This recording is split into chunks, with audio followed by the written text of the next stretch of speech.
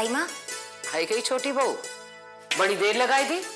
हाँ दाई माँ, वो थोड़ा समय लग गया। कोई बात नहीं, लाओ मटकी यहाँ रख दो।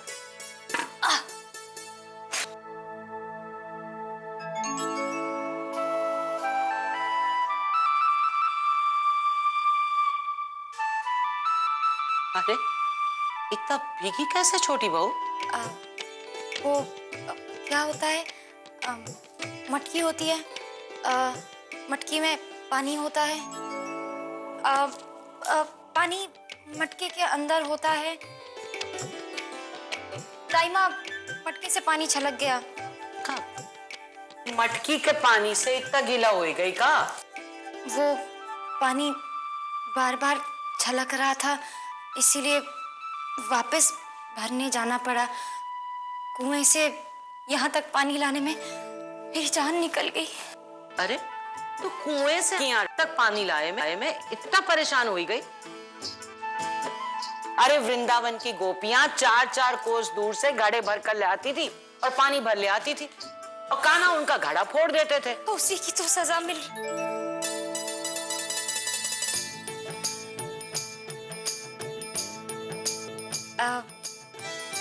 मेरा मतलब है, ऐसा नहीं करना चाहिए ना। गोपियों के बारे में भी तो सोचना चाहिए। कभी खुद मटकी भरनी पड़ती तो पता चलता। तो ठाकुर जी के स्नान के लिए पानी लाए रही और ठाकुर जी का ही मजाक उड़ाने लगी। चल मटके से पानी डाल ठाकुर जी पे। और पानी डाला तो? और पानी मतलब? अरे मटके से पानी डाल।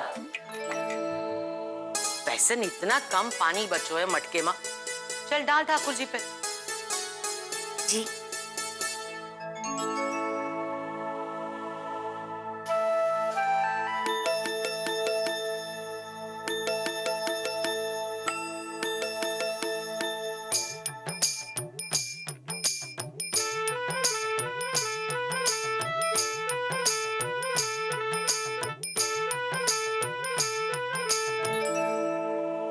बहुत थोड़ा था।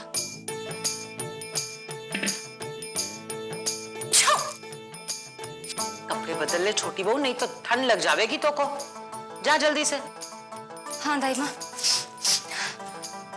सर्दी तो अब लगेगी। अब तो कुछ भी हो सकता है। बलराम, इन्हें संभाल के रखो। ये पैसे चारा वगैरह के लिए है। इतने सारे पैसे? इसमें तो साल भर के चारे आ जाएंगे। जितना जरूरत हो उतना ही खरीदना। अब ये गौशाला तुम्हारी जिम्मेदारी है। इसकी देखरेख के लिए जितने पैसे लगते हैं वो तो मैं तुम्हें ही दूंगी, है ना? छोटी बहू, छोटी बहू।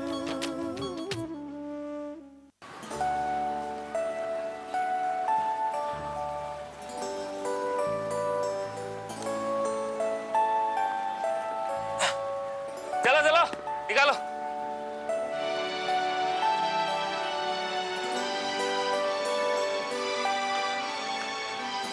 आज की बोरियों के हिसाब से ये तुम्हारे हुए 200 रुपए।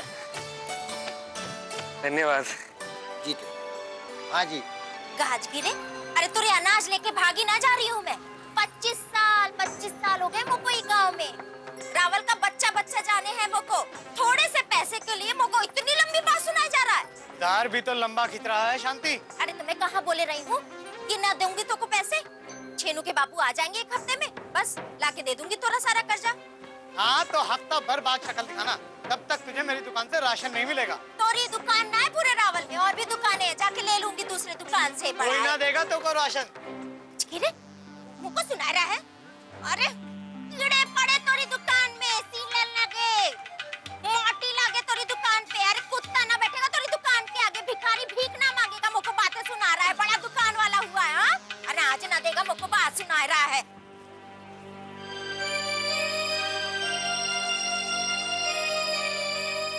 ये लाला, कितना बनता है तेरा? केवल सामान का बताऊं, एक गालियों का भी साथ में जोड़ूं? अम्मा की तरफ से मैं माफी मांगता हूँ। राशन का बताओ। 452 रुपए।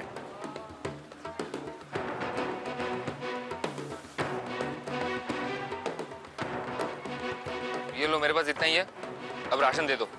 ये तो उधार के आधे ही हैं। अरे लाला मेरे पास अभी इतना ही है, मैं कल दे दूंगा। बिना उधार चुकाए एक दाना नहीं मिलेगा मेरी दुकान से। और पैसे हैं तो बताओ। जेब में तो और भी पैसे दिख रहे हैं।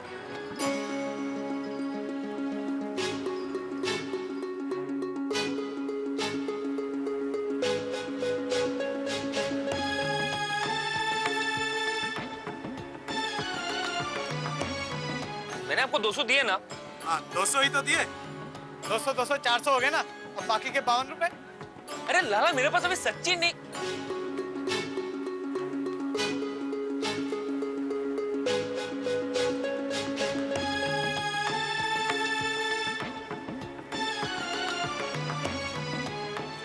बेटा जेब में 600 रुपए लेके घूम रहा है और माँ उधार देना नहीं चाहती।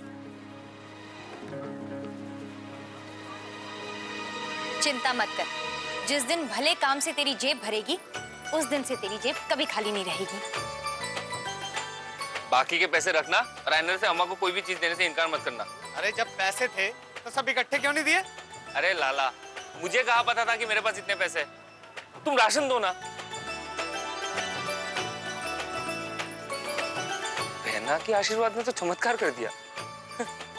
अब मेरी जेब कभी नहीं खाली होगी। देख लिया ना सब कुछ? तुम समझ गए ना कि कहाँ पर क्या है?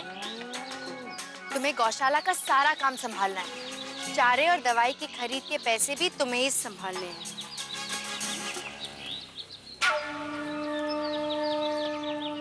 अरे ये बेचारा बच्चा ये सब संभाल पाएगा क्या? लेकिन हम भी क्या करें? यहाँ के ग्वाले को अचानक गांव जाना पड़ा और हमें सारी जिम्मेदारी इस बेचारे के कमजोर कंधों पर डालनी पड़ी। मेरे कंधे कमजोर नहीं है। हाँ विराट भैया, बच्चा सही कह रहा है। आप कुछ भी बातें मत करिए, ये सब कुछ संभालेगा। तुम सब संभाल लोगे ना? बहुत जिम्मेदारी का काम सौंप रहे हैं तुम्हें, और अगर तुमने अच्छे से काम किया तो तुम्हें और भी जिम्मेदारी का काम सौंपेंगे। सब तुमसे खुश हो जाएंगे। ये सब तुम्हारी भलाई के लिए ही हो रहा है। अब तुम यहीं पर रहो, हमें काम है।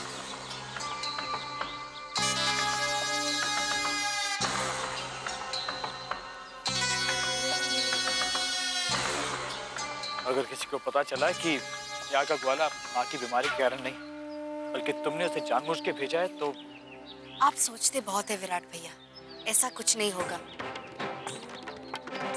हमारी चाल की शुरुआत इतनी अच्छी हुई है, आगे भी सब कुछ वैसा ही होगा जैसे हमने सोचा है।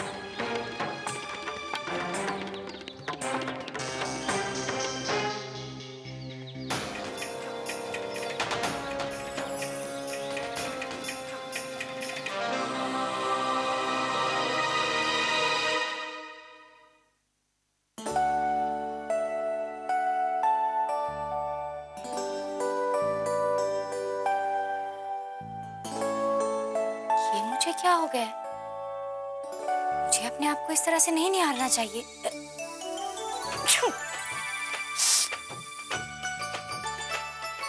हाँ, बहुत थक।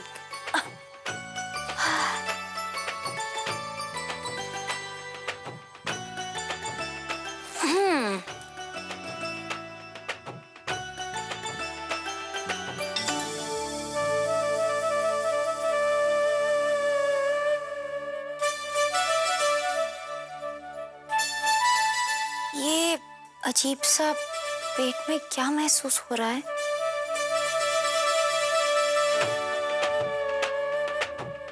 ये अजीब सा नहीं है, ये तो भूख है काना। तुझे तुझे भूख लग रही है? अच्छा, हाँ भूख। क्या खाऊं?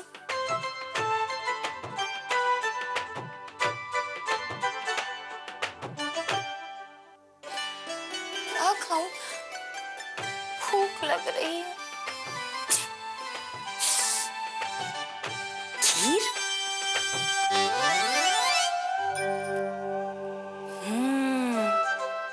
खीर बनानी तो शायद आसान है। दूध, चावल, चीनी। हाँ, तो खीर बनाई जाए, लेकिन सब सामान कहाँ है?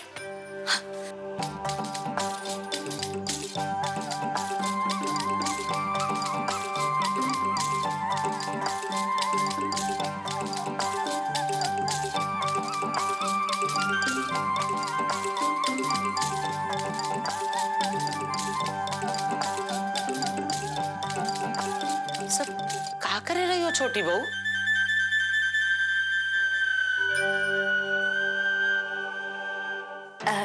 खीर दाइमा, दोपहर के खाने के लिए। ये खीर है कि कच्चे चावल का हलवा? हाँ दाइमा, ये चावल का हलवा है। अच्छा है ना? खीर है कि हलवा मोको को पता ना है। इतना जरूर पता है कि तोरी तबीयत ठीक ना है। तोरी सर्दी ना सर तक चढ़े गई रही। क्या हो गया? तू तो हमेशा इतनी अच्छी खीर बनाए रही। हाँ, कब आयो? वही तो, आज मेरा मन वैसी खीर खाने का था जैसी खीर आप बनाती हैं। अब वही सोच सोच कर कि आप खीर कैसी बनाती हैं। दूध, चावल, चीनी का मेल थोड़ा गड़बड़ हो गया। अब दाइमा, आप ना बहुत अच्छी खीर बनाती हैं और खाने की इच्छा हो रही थी। अरे तो मोको पहले बताई देती ना, हम बनाई देती खीर तोरे लिए। सच? हाँ, बैठ। जी बैठ, हम बनाई देते भी खीर। आराम से बैठ।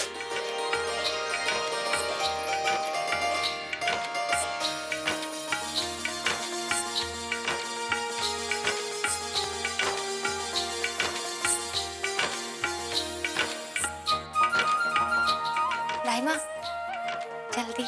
अरे खीर को ठंडा तो होवे दे। गरम गरम पराठा बनाए दे तू।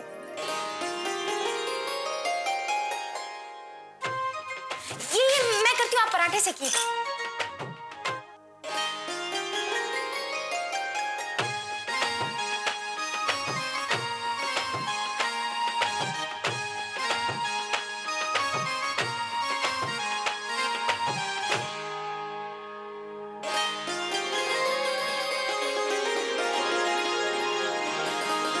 अरे आराम से खाओ छोटी बहू, खाना गले में अटक जावेगो।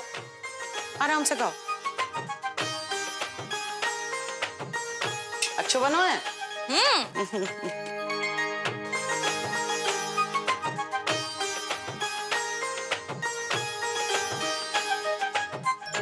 खीर और पराठा काफी समय के बाद खाया, बहुत स्वादिष्ट था।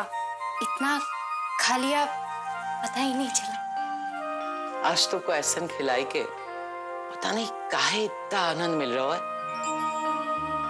जैसा ठाकुर जी को भोग लगाए वक्त मिले रहा।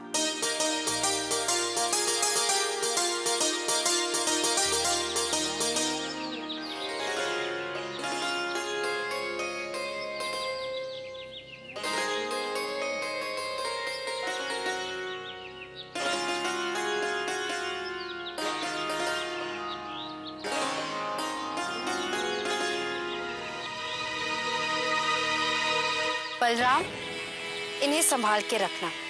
ये पैसे चारा वगैरह खरीदने के लिए है।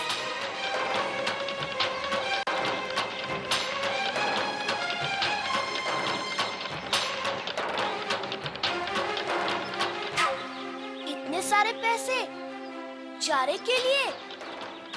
इसमें तो साल भर के चारे आ जाएंगे। जितना जरूरत हो उतना ही खरीदना, बाकी पैसे अपने पास संभाल के रखना। और अब ये गौशाला तुम्हारी जिम्मेदारी है और उसकी देखरेख के लिए जितने पैसे लगते हैं वो तो मैं तुम्हें ही दूंगी, है ना?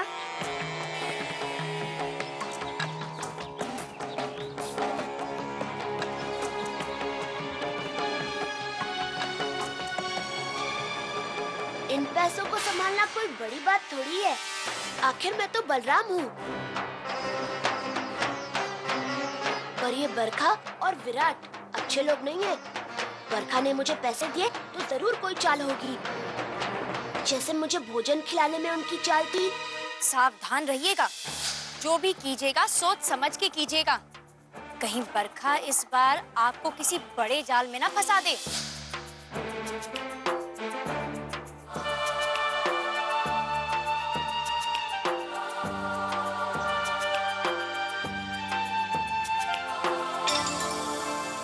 कान्हा, मेरी बात सुन कान्हा। ये सब क्या चल रहा है कान्हा? ये सब क्या चल रहा है? बरखा के मन में क्या है कान्हा? कान्हा मेरी बात सुन ही नहीं रहा है। अब मैं क्या करूं?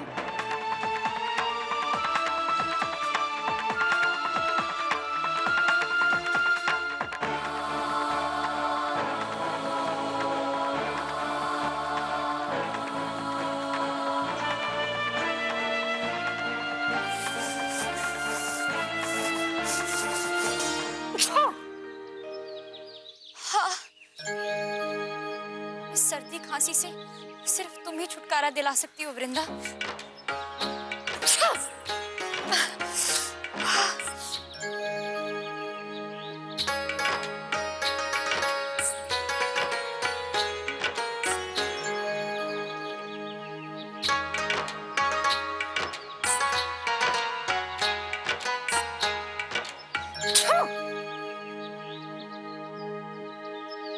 छोटी बहू, ये ले बलराम का फोन।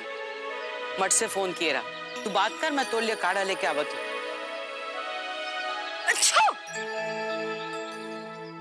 तुझे सर्दी हो गई? लोग किसी के छींकने पर भगवान भला करे कहते हैं। अब इस भगवान का भला कौन करेगा?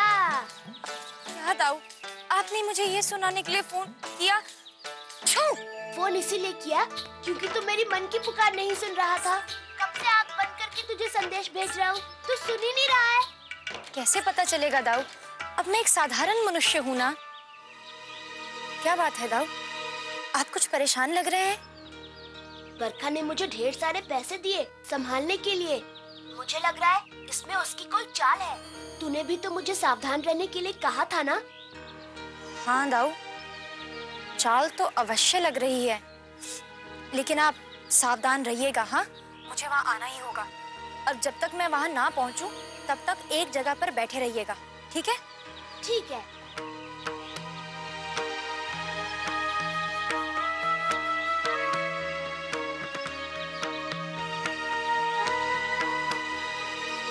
कहाँ चलेगी छोटी बहू? राधिका चली कहाँ गई?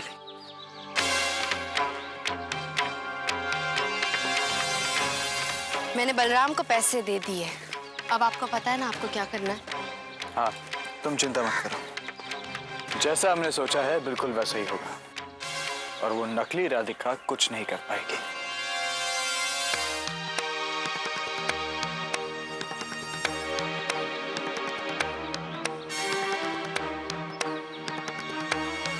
ये राधिका यहाँ क्या कर रही है? राधिका यहाँ कैसे? जरा, आज मठ में बहुत जरूरी काम चल रहा है। बैंक में ले जाने के लिए पैसे गिने जा रहे हैं। आज मठ में किसी को भी मत आने देना, किसी को भी नहीं, समझे? जी। अब जल्दी जाकर मुख्य द्वार बंद कीजिए। जी राजपुत।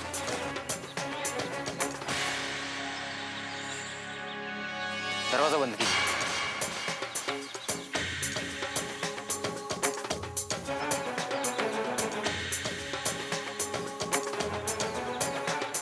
अरे भैया, दरवाजा खोलिए, मुझे अंदर आना है। आप भीतर नहीं आ सकती। पर क्यों? मठ में कब से किसी के आने जाने पर रोक लगने लगी? आज मना किया गया है। राजपुरोहित जी का आदेश है कि मठ में किसी को प्रवेश ना दिया जाए। किसी आवश्यक कार्य की वजह से ऐसा हो रहा है। ये इत्तेफाक की बात है बरखा कि आज मेरे पास मन की बात जानने की शक्ति नहीं, वरना तुम्हारी ऐसी चालें कभी सफल नहीं हो पाती।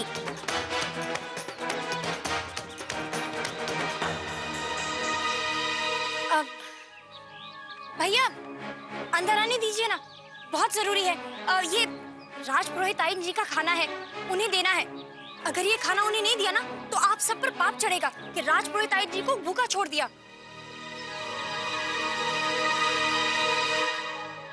लाइए, ये डिब्बा हमें दे दीजिए, हम राजपुरोहित जी तक पहुंचा देंगे। हाय राम, आप इस डब्बे को हाथ लगाने के बारे में सोच रहे हैं?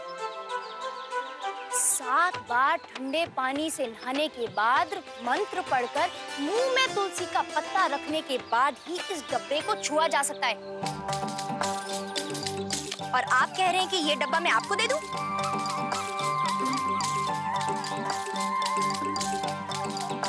आप चिंता मत कीजिए, ये गार्ड्स राजपुरोहित आयन का हुक्म टालेंगे नहीं। ये राधिका को अंदर नहीं आने देंगे। चलिए। अरे आप इन्हें अंदर क्यों नहीं आने दे रहे? देखिए ना, ये लोग कह रहे हैं कि कोई अंदर आ नहीं सकता। क्षमा कीजिए राजपुरोहित जी, राजपुरोहितायन जी का आदेश है कि मठ में कुछ जरूरी काम होने की वजह से किसी को प्रवेश ना दिया जाए। माना मठ में जरूरी काम चल रहा है, पर इन्हें अंदर आने दीजिए। जी, दरवाजा खोलिए।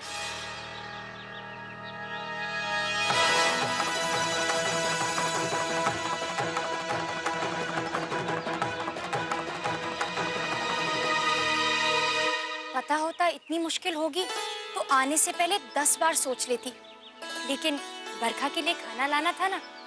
अब बरखा आज दिन भर यहाँ मठ में रहने वाली है, आप तो फिर भी जाकर घर पर खाना खा लेंगे, लेकिन बरखा क्या करेगी? अरे तुम बरखा के लिए यहाँ तक खाना लेकर आई हो, किसी नौकर के हाथ से भिजवा देती। बरखा राधिका की सबसे अच्छी सहेली है, उसके लिए इतना तो करना ही चाहिए ना। तय तो यही हुआ था ना कि बरखा मठ संभालेगी और राधिका घर। अब बरखा इतनी मेहनत कर रही है तो अरे बरखा,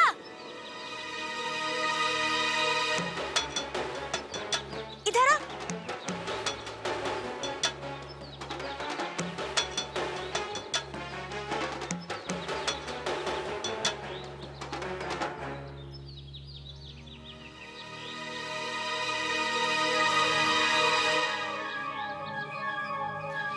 राधिका तुम्हारे लिए खाना लेकर आई है। बरखा, तू अपनी तबीयत का बिल्कुल भी ख्याल नहीं रखती है। अभी अभी तो इतनी बड़ी बीमारी से तुम ठीक हुई हो, सेहत बनाने का समय तो अभी आया है ना। अच्छा ले, खाना खा ले, गरम है। मैं जाने से पहले एक बार मठ का चक्कर काट के आती हूँ। ये ले, जल्दी से खा ले।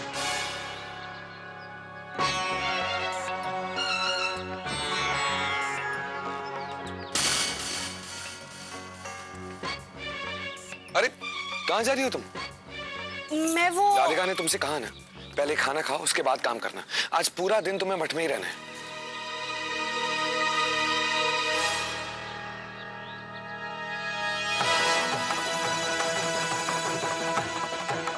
तुम खाना खा लेना, मुझे काम याद आ गया, मैं वो करके आता हूँ।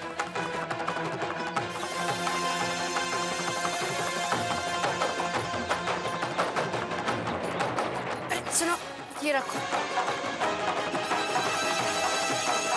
वो राधिका तो मठ के अंदर चली गई, वो बलराम से ही मिलने गई होगी।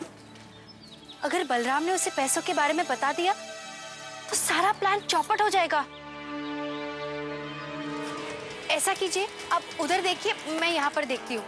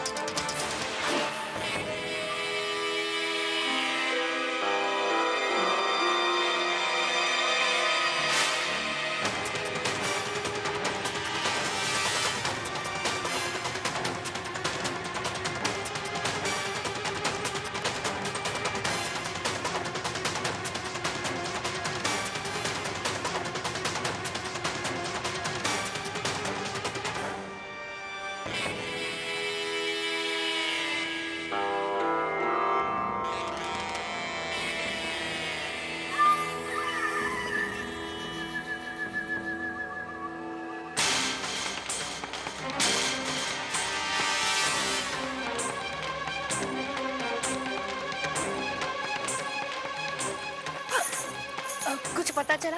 नहीं, पूरा मठ देख लिया लेकिन वो कहीं पे भी नहीं है। गौशाला में भी देखा, वहाँ पे भी नहीं, और ना ही बलराम के पास। और वो ग्वाला क्या कर रहा था? बस बैठा ही हूँ। तो फिर हमें और समय बर्बाद नहीं करना चाहिए। मठ में शोर मचवा दो कि लेखा विभाग से बहुत सारा पैसा गायब हो गया और ये किसी बाहर वाले का काम है। और इल्जाम आएगा बलराम के सर पे, क्योंकि पैसे उसके पास। हाँ, पर अब हमें थोड़ा जल्दी करना होगा। ये नकली राधिका बहुत ही शातिर है। अगर उसे पता चला कि हम कोई चाल चल रहे हैं तो वो हमारी चाल को खराब कर देगी।